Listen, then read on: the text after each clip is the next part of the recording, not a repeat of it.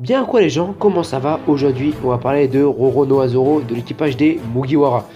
Plus particulièrement d'une théorie comme quoi il aurait le Sharingan. Enfin bien sûr, c'est quand je dis Sharingan, faut pas le prendre directement au premier sens du terme. Ce serait plus une sorte de pouvoir qui aurait un rapport avec le Sharingan. Enfin bref, c'est parti.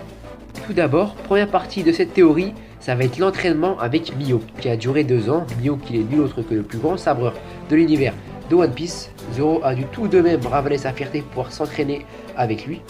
D'après ce que l'on a pu observer de cet entraînement, il s'est entraîné avec des singes là, les mandrilles ou je sais plus trop quoi, qui copient, qui singent les techniques de leurs adversaires. Mais moi je vais vous parler plus particulièrement de leur chef, celui qui a copié les techniques de Mihawk. Je ne pense pas que ce soit Mihawk qui ait fait perdre l'œil à Zoro, parce que tout d'abord Zoro il n'est pas encore prêt pour un combat avec Mihawk. Il n'est pas assez fort, du moins pour un combat aussi sérieux au point qu'il perde son œil. Non, pour moi ce serait le chef des singes, là, le chef des mandrilles, qui aurait eu un combat avec Zoro et que Zoro aurait perdu son œil durant ce combat.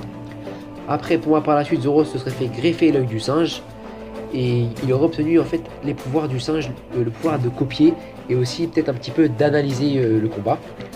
C'est pour ça que je vous dis que ça ressemble un peu à une sorte de Sharingan, mais que c'est pas vraiment le Sharingan.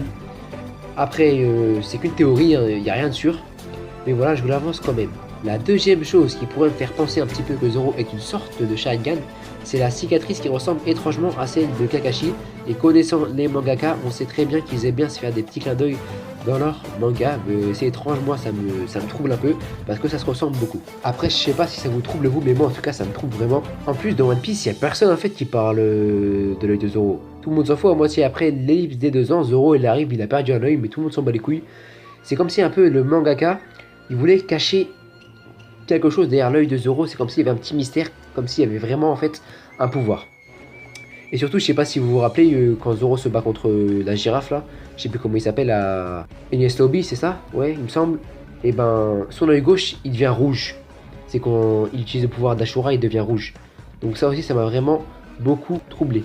Après, j'ai vu beaucoup de théories en fait sur l'œil de Zoro, comme par exemple une théorie comme quoi il aurait l'œil de Fozu. Donc des théories qui restent tout à fait plausibles, mais après chacun donne son avis. Mais ce qui est bizarre un peu, c'est que depuis l'ellipse des 2 ans, on voit pas Zoro se battre à fond. Parce que les adversaires, soit ils sont pas à son niveau, soit ils sont forts, mais franchement, Zoro est vraiment trop fort pour eux. Donc c'est pour ça qu'en fait, on n'a pas vraiment l'occasion de voir ce qui se passe.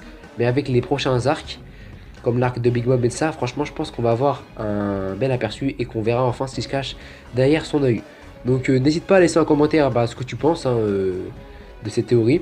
Lâche un petit like si ça t'a plu, car ça demande beaucoup de travail. Et puis abonne-toi si tu veux rater aucune vidéo. Allez, ciao!